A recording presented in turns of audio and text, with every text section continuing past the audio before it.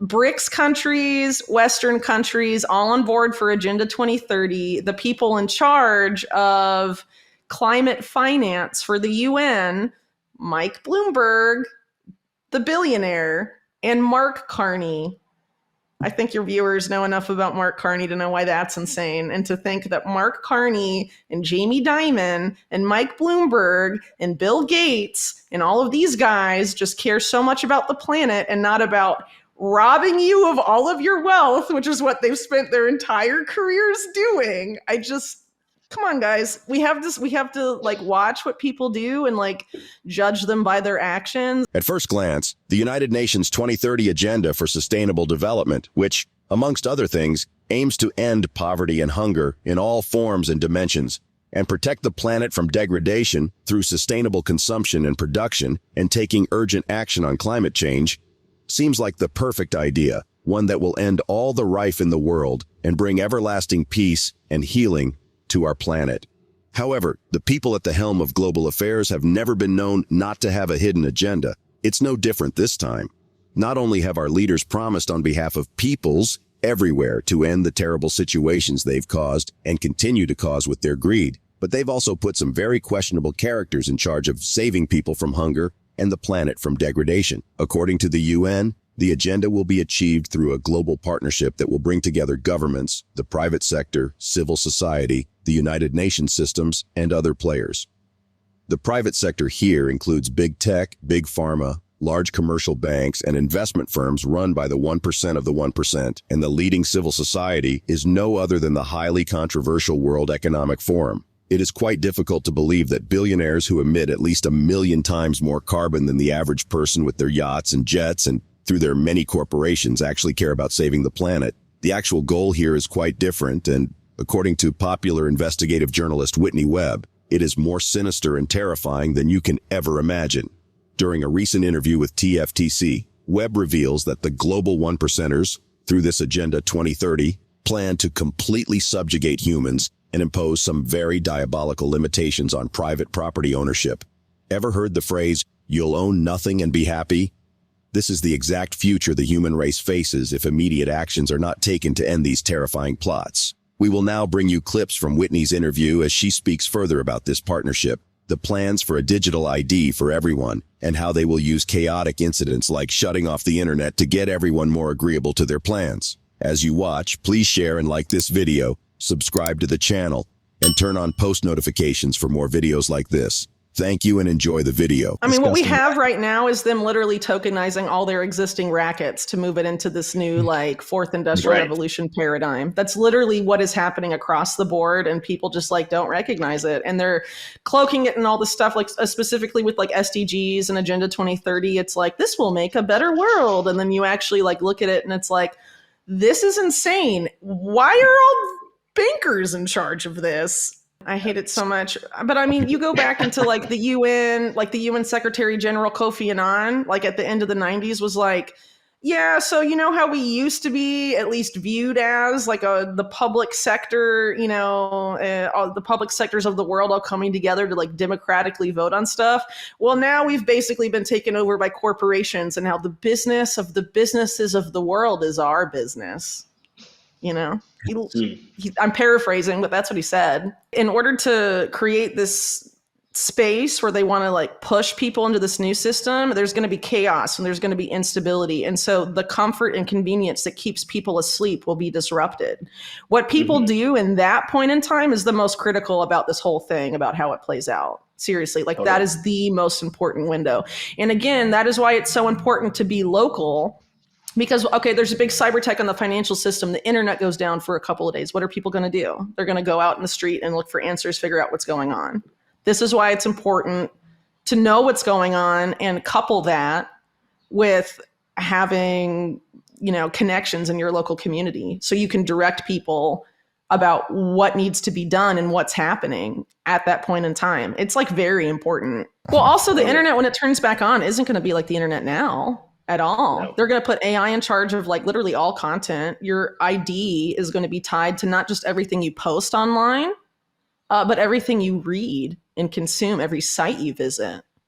And they plan to pass all of that through AI to determine if you're a threat to the system or not.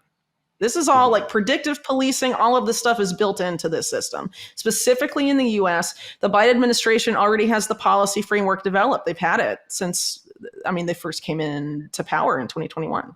Eric Schmidt, right, who basically runs like AI national security policy for the US too, and is like funding all this science and technology policy stuff. Basically, key officials in that of the Biden administration are being paid, their salaries are being paid by Eric Schmidt. It's like super illegal, and Politico reported on it and like nothing was done. They were like, well, I see you found out, and that is that. That guy has an insane amount of power. He was just on a podcast talking about what needs to be done about misinformation. And he was saying, we need to get everyone's ID tied to social media. And then when people post misinformation, report them to law enforcement. Remember how that guy posted stuff about how he hated Joe Biden and how Joe Biden shouldn't come in his neighborhood and all this stuff on Facebook. And then the FBI shot him in front of his house. And he was like an old disabled guy. Eric Schmidt's idea is a very bad idea. It's a very bad idea. Eric Schmidt is also a dangerous fascist who controls a large amount of U.S. government policy right now, and how the government and the intelligence agencies and the military plan to use AI. In a 2023 report, the Europol Innovation Lab estimated that by 2025, about 90% of the content available on the internet will be produced with the help of artificial intelligence. According to Whitney, the plan is to subjugate the entire global population and ensure that humans can no longer think for themselves. This will make us subservient enough to take anything the ruling class offers us so they can keep their throne while we keep whatever little trinkets they hand down. She further reveals that there are well-formed plans to put artificial intelligence in charge of the internet. AI will not only be in charge of censoring everything that appears on the internet, but will also be used to make the lion's share of online content. With AI dominating the information environment, whoever programs AI and stipulates the information it's allowed to publish or approve will dictate how people think, when they think, and what they are allowed to think about. When these diabolic plans are fully in motion, Whitney warns that people's cognitive abilities will be so completely diminished that we won't be able to perceive reality or make sense of anything without AI doing it for us. So, how do we stop what's coming? What are the actions you can take today to protect your finances, your data, your family, and your community? Whitney shares some ideas in the other half of the interview. Here are more clips from the interview. And so what has to be done is people have to divest from Silicon Valley and Wall Street as much as possible. Because basically what I call the blob that basically runs the US, it's the national security state, it's Silicon Valley, and it's Wall Street. Okay. It's harder to divest from the US government if you're living in the US than it is to divest from big tech and Wall Street.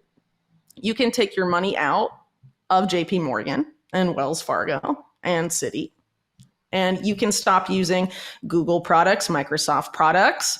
You can not use OpenAI maybe, which is basically Microsoft, and all of this other stuff, because they plan to do a lot of bad stuff with your data, like a lot of very bad things. Here's an example that's very blackpilling. Sorry, everybody. Okay, so what's going on right now in Israel, right? The IDF uses an AI algorithm that they literally call the gospel. And they said, the IDF officials have said that before the gospel, they identified 15, 20 targets to assassinate in Gaza a day. Now that they use the gospel, the AI algorithm identifies hundreds, right? And what are the metrics for identifying who gets to live and who dies? Well, they won't tell anybody. But a lot of the people that have been killed have been women and children. Was it because they liked a post that Hamas made on a social media network? Was it because their cousin is in Hamas? Was it because they went to a person's house who a relative of Hamas lives there? I mean, it's very broad, isn't it? No one really knows. So it's very likely that because of the surveillance dragnet that Israeli cybersecurity companies test out first in Palestine and then export around the world, because that cybersecurity segment of Israel's economy is like a major part of their GDP. And they test it out there, right? So Palestinians are some of the most surveilled, data harvested people on the planet. This data that's been harvested on Palestinians is now being used to decide which of them are blown up or not. Yeah. What happens when we get to that point? Do you know who runs the AI weapon stuff in the US that's also being tested? Not just, I mean, Israel has their own, but the US has it too. It's being tested in Ukraine to decide who lives and dies. It's Peter Thiel and Palmer Luckey, who created Oculus, which was sold to Facebook because of Peter Thiel, and all of this stuff. It's the same crowd. Peter Thiel runs Palantir, that you harvest your data for intelligence agencies. Every intelligence agency in the US uses it, and it profiles people, and they can label you as subversive. And Palantir is the outgrowth of total information awareness that I mentioned earlier. Palantir was literally created to replace that. It's involved with the border stuff too. Well, they have this huge surveillance, autonomous dragnet on the border, Anduril set up. It's obviously not stopping people from coming in. Is it to stop people from coming out? They want everyone's data. I mean, data has been a huge part of this play for a really long time. And now we're giving away more of our data than ever, and more intimate parts of our data. And now they have tools that use that data that can do awful things if we let them. And it doesn't mean we have to live without AI or any of this stuff. Like, if you want to use it, okay. But we have to divest from big tech AI, because they are trying to use AI to turn us into a giant underclass of subhumans who, I mean, this Kissinger-Schmidt book is so crazy, and I encourage everyone to read it, because they literally lay out that it's going to create neo-feudalism. They don't use that term, but basically they say there will be two classes of people. There will be the people that program and maintain and set the objective functions of AI. And then there will be the people that AI acts upon, who lose the ability to understand what AI is doing to them.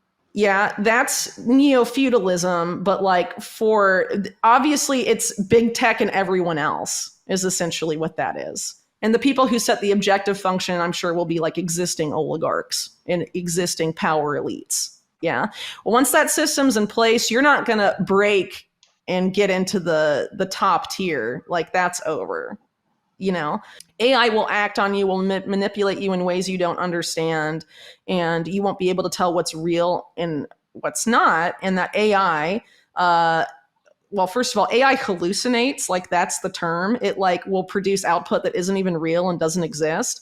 And they argue in this book that AI will push us into this era of unseen realities, and that only AI can see. And we should trust that those are real because AI is super smart. Yeah. And so AI, I mean, this is like Matrix level shit to an insane degree. It's no news that the government surveils citizens everywhere. But it is not just your government surveilling you, it's everyone. Big tech, big pharma, social media platforms, shopping websites. Everyone seems to be in on this grand conspiracy, except for affected citizens.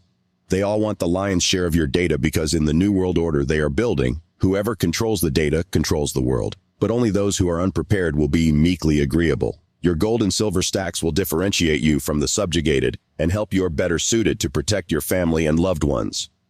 What are your thoughts on Whitney's simple, insightful explanation?